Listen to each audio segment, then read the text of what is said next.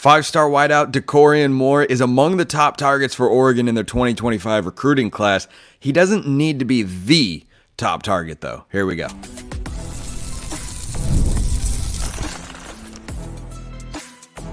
You are Locked On Ducks, your daily podcast on the Oregon Ducks. Part of the Locked On Podcast Network, your team every day. Yes, it is that time once again for Locked On Ducks. I'm your host, Spencer McLaughlin. Thank you so much for making this your first listen or your first view of the day. Part of the Locked On Podcast Network, your team every day and your daily source to stay up to date with the Ducks. If you have not already, please like, comment, subscribe, rate, and review wherever you listen to or watch this show. Lots to get to today. Some Cruton talk and some N'Faly Dante talk. An important update there. Oregon Hoops fans, make sure you stick around later in the show. But let's start with Dakorien Moore, biggest name that Oregon's going after in the 2025 class. He was spotted with an Oregon backpack on. My guy Max Torres snapped the photo or posted the photo at the very least, and he had a good-looking Oregon apple green backpack on, and certainly this is one of Oregon's biggest targets in the class of 2025. He's the number one player at his position. When he decommitted from LSU, everybody's ears perked up. You got the Rashad Samples connection because his dad is the coach at Duncanville, which is where Dakorien plays over in Texas. And yeah, of course, he's a guy that you take no matter what. And Oregon should absolutely be pursuing him. But I said what I said in the open because wide receiver is not a position of need for Oregon now or in the future. Now, this is a good problem to have. I look at Oregon's receiver room, and it's basically set for the next 3 years. I think you're going to have the best 3 to 4 year run of Oregon receiver rooms that we've seen in my lifetime. I truly believe that. Junior Adams is recruiting that position and developing it in a way, but especially recruiting it that we just haven't seen before. And Moore is a guy that put LSU into his official visit list. According to, I think On3 reported that, had the Oregon backpack. Like he's got plenty of suitors. Everybody's going to go after him. Texas is going to go after him. Ohio State's after him. Oregon, LSU. Everyone is going to try to get this guy. Number one player at his position. That's just the nature of the beast. But for 2025's recruiting class specifically, remember that Oregon already has 3 wide receiver commits. And I'm not telling you to not think about Dakorien Moore, or forget about him, or Oregon's not going to get him, so don't even, think about the possibility.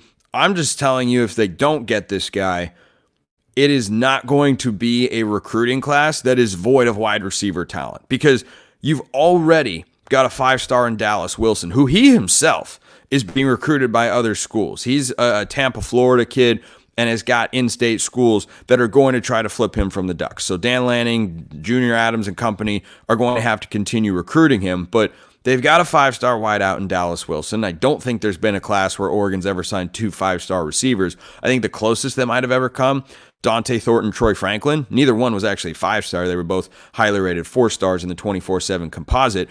But they've also got Isaiah Mosey in this class, and they've got Cooper Perry out of Arizona. Those are both blue chip receiver prospects. And you also have to think about who they brought in this 2024 cycle. It was a couple of late flips that kind of turned the tide in terms of Oregon's receiving class.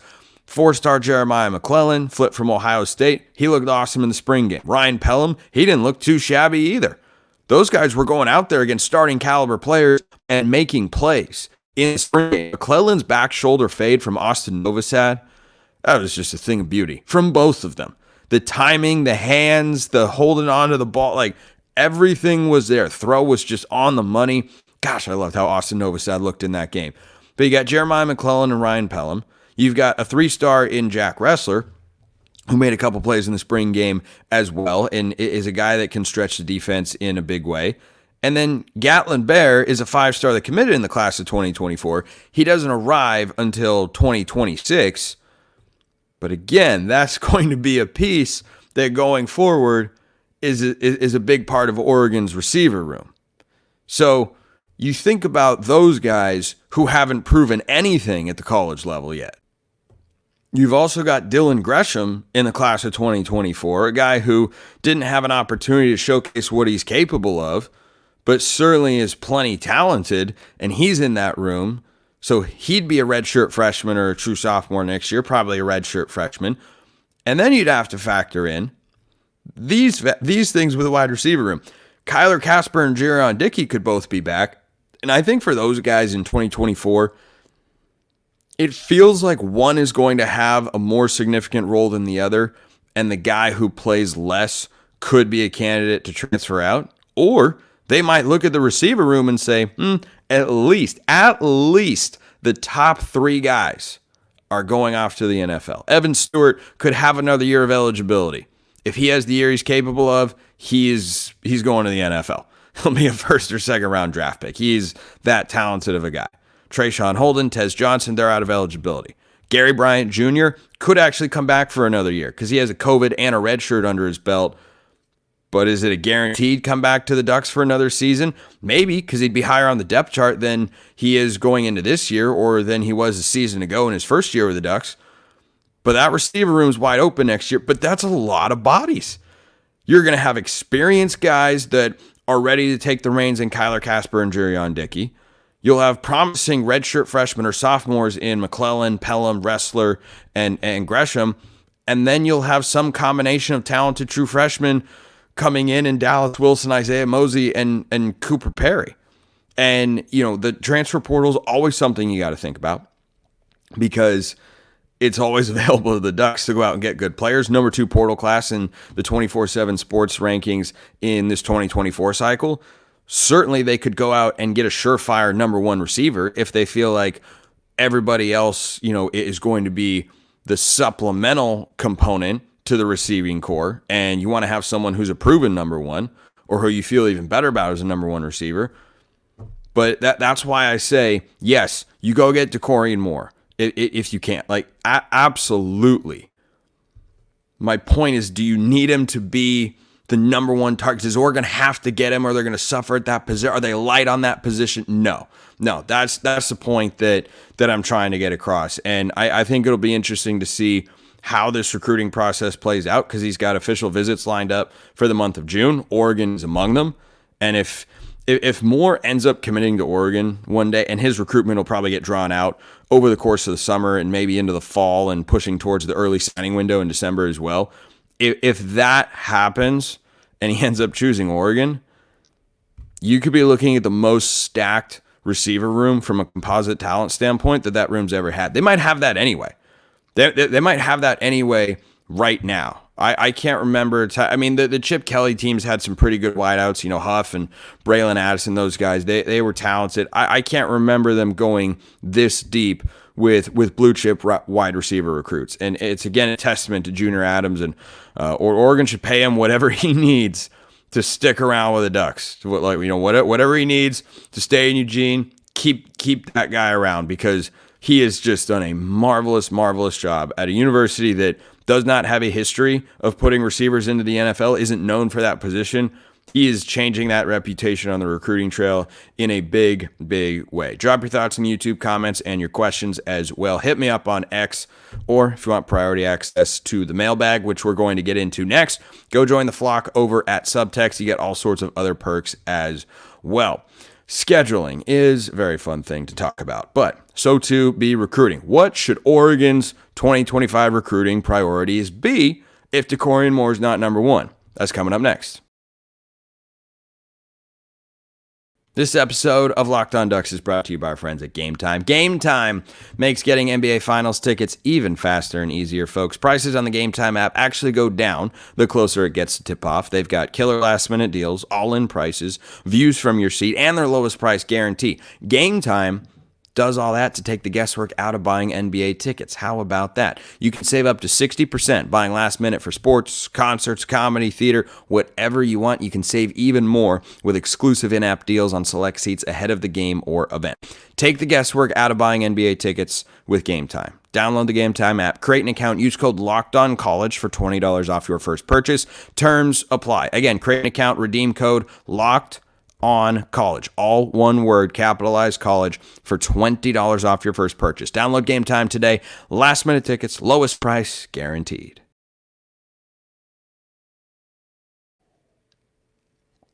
Second segment, Sips, guaranteed to bring you the best show possible. Thank you all for being tuned in. So where should Oregon's 2025 recruiting priorities be? I was thinking about that. And I landed on a couple of positions. Of course, you want to have balanced classes that reach a variety of positions because you never know where you're going to need depth, when you're going to need it, who can pop. And, recruiting is, like any talent evaluation program, a guessing game at some level. Bring in as much talent as you can. Know that they're not all going to work out. Know that some guys are going to transfer. And find the best players that you can. And most of your team still going to be built through the high school ranks. That's why recruiting still very much matters. It's just that the portal allows for, an addition of depth to a position that wouldn't otherwise have it, or you can bring in high-end starters like Evan Stewart, Jabbar Muhammad, et cetera, et cetera. So I think safety has got to be near the top of the list. This is a position group that is currently thin for Oregon, and it's going to be thin for Oregon because Tysheem Johnson, out of eligibility after this year. Kobe Savage, he is done after this year as well. And those are going to be Oregon's 2 starting safeties. Brandon Johnson, by the way, believe he is also done. So that position is going to have more turnover. And, maybe Peyton Woodyard or Aaron Flowers or Tyler Turner are ready to step into that starting role. But those are the guys that are filling up the depth chart this year. Somebody's going to have to fill it up next year. Transfers are an option, but I just think that's a position group you want to go after. Guys like DJ Pickett or Trey McNutt, names to watch for at that position, all 5-star recruits. Naeem Offord is a cornerback, current Ohio State commit, says he's locked into the Buckeyes, but he's got other visits scheduled.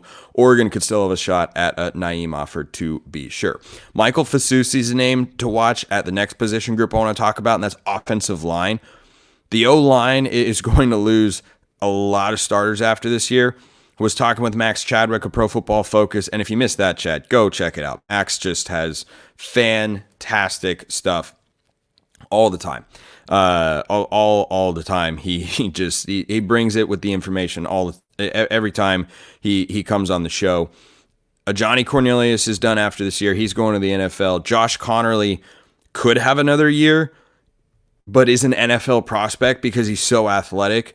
Could be, if he has the year he's capable of and that Max thinks he could have, he'll be off to the NFL draft. Marcus Harper, Matthew Bedford, out of eligibility. Poncho will be back. So Oregon won't have to replace their starting center in 2025. But you need depth there.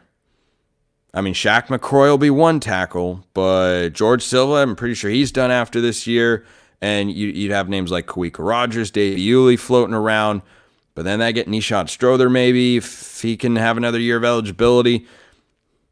Gets thin. It gets thin really, really quick. And that's a position you have to constantly, Bryce Bolton might put his name into the mix. You have to constantly be building depth at that position. And I think it's one, along with the defensive line, the Dan Lanning and company recognize, you just got to build. you just got to build it up, build it out, and get as many big, talented physical bodies as you can on both sides of the ball. I think they do a really good job of that. But the offensive line, that's certainly one, and Fasusi's a big name there. And then tight end. Biggest name to watch at that position is Lincoln Cure. That's someone who Oregon has been tied to. Highly touted tight end prospect. And honestly, as I think about it, I almost think tight end should be above offensive line because I think it's easier to find impact players on the offensive line in the portal than it is at the tight end position. I mean, when you look at the guys that move around, how many impact tight ends change schools? Benjamin Jurasik left Stanford after this past season. I forget where he ended up. I feel like he went to the SEC somewhere, but I don't remember. You know what? I want to look that up because Jurasik was really good at Stanford. And did he end up at UCLA? That would be a heck of a pull there. He's someone who I wanted Oregon to go after. Oh no, he went to Georgia. Yeah, he went. Yeah, he went to Georgia, and that sort of player at the tight end position doesn't come around very often. I think Oregon's best tight ends have all been homegrown. Like the last tight end transfer that they added was Casey Kelly ahead of last season, and he was the number 3 guy. And I think Sadiq was frankly just as good, if not better. And Sadiq's going to be a homegrown guy. But after this year, Herbert and T. Ferg are done. You've got some other names in there: Roger Saliapaga, AJ Pugliano. I'm pretty sure they have a tight end Pugliano's the 2024 guy. Don't think they've got a 2025 tight end just yet. I'm going to double check that real quick in case I forget, because sometimes I forget things. But I am correct. They've got 3 receivers, and De'Aaron Hill, who's a running back, Nasir Wyatt, the edge guy, and then Achilles Smith Jr. at quarterback. But I think tight end's a position where Oregon's had a lot of success recruiting over the last several years, and where guys can come in, make an impact as a true freshman, and that's going to be a position of need. Maybe they'll find a depth piece at tight end in the transfer portal, but not a lot of starting caliber, high-end production tight ends that make a difference. Really fascinating to see what Jurasik does at Georgia. With the way they used Brock Bowers a year ago, Jurasik can do a lot of the same things. That's going to be a fun thing to watch. So that's where I think Oregon's priorities should be. And you know what? I am going to make that flip. I think tight end's got to be number 2 and safety's got to be number 1. And it's a great place to be where Oregon doesn't have to put quarterback on that list, and they do not. They're set. Or Oregon could be. Not saying they are, but there's a world in which Oregon's set at quarterback through like 2027. Dante Moore could start in 2025. If he wanted to, Dante Moore could start in 2026, in which case Novosad would transfer out. But if Dante Moore is going to be a 1-year in NFL guy, maybe Novosad sticks around. But then you have Achilles Smith Jr. and Luke Moga to compete the following year, and they're looking at guys like Ryder Lyons in the class of 2026. So, yeah, quarterback is of absolutely no concern, and that is a great thing for Oregon to be able to say, because not everybody can say that. It's generally a year-to-year proposition, but Oregon has really built a quarterback room that if they're bringing in a transfer, it's because they feel really good about him, because they've got talented guys in there who are starting capable quarterbacks. So let's hop into the mailbag here. YouTube comments or X, formerly known as Twitter, at @McLaughlinCFB or at LockedOnDucks. DMs and mentions wide open. You get your questions answered here on the show. If you want priority access and all sorts of other perks, go join the flock over at Subtext. Free 14-day trial if you don't like it. No obligation. Then it's just $5 a month, and I do my best to make it worth your while. Question came in over there from Bud. Dan Lanning and his coaching staff are set to visit 16 camps before hosting 4 days of camps later in June. It seems many of these camps are in the South. How important are they? And has the attendance changed under Dan Lanning in regards to the location and number of camps attended?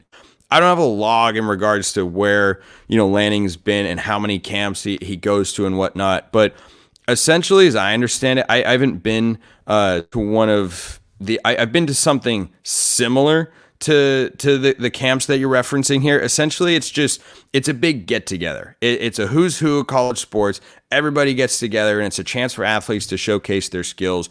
The thing that I've been to is, I think, a little bit different, called OT7, where they're putting together these flag football competitions with the best high school football prospects in the country. And, there was one in Las Vegas a couple of years ago that I went down, and I saw Jaden Rashada out there. I saw Dante Moore out there. I saw Jurion Dickey out there. And coaches go to those sorts of camps all the time. It's just an opportunity to see guys in person.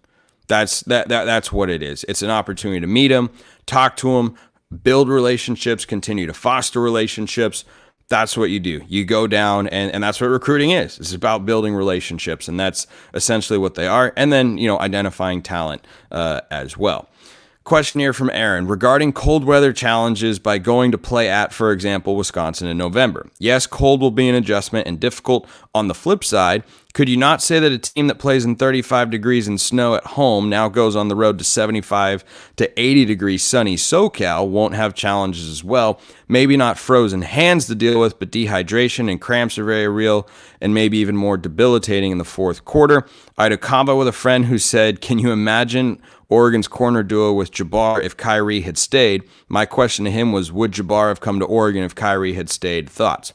So double question there from Aaron. First of all, yes, Jabbar comes to Oregon if Kyrie stays.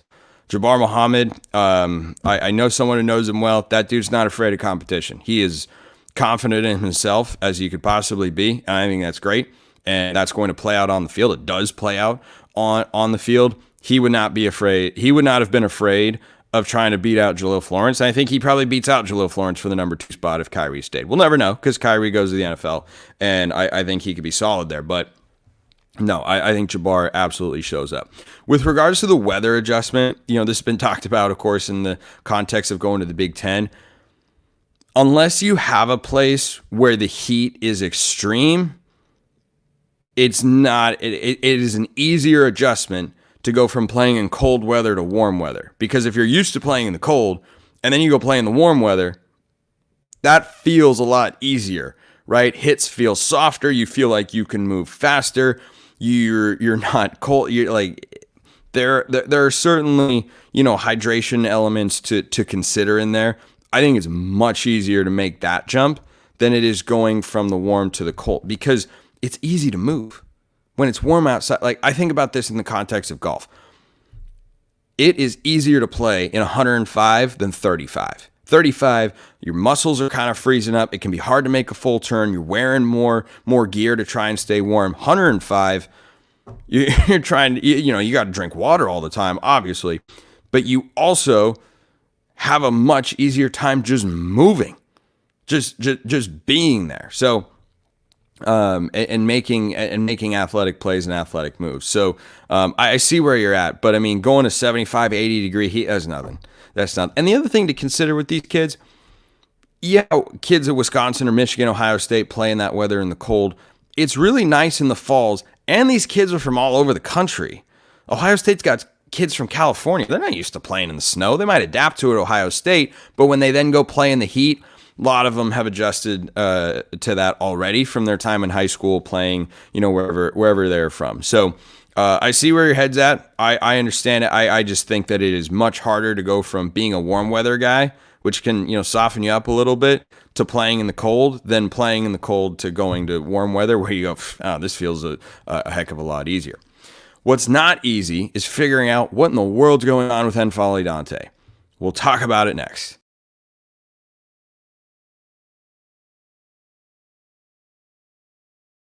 There's a Weird Al Yankovic song that is set to the tune of American Pie, but it's about Anakin Skywalker, and the caption on the song is something like "The saga continues," and that feels very applicable for N'Faly Dante. And by the way, Weird Al Yankovic, fantastic artist, just hilarious guy, big fan. So N'Faly Dante did not have the deadline that we thought. I was under the impression that the deadline passed Wednesday night at 11:59 p.m. Eastern time. And I talked with some other guys who cover college basketball that thought that as well. However, there was an important discrepancy, and I want to shout out James Crepia of the Oregonian, who tweeted this out last night. And this is, shall we say, notable, because the deadline for early entrants to withdraw from NBA draft and maintain their college eligibility has passed. But that doesn't apply to N'Faly Dante the way that we thought. According to Crepia, N'Faly Dante was not an early entrant. Thus, today's deadline was not applicable to him.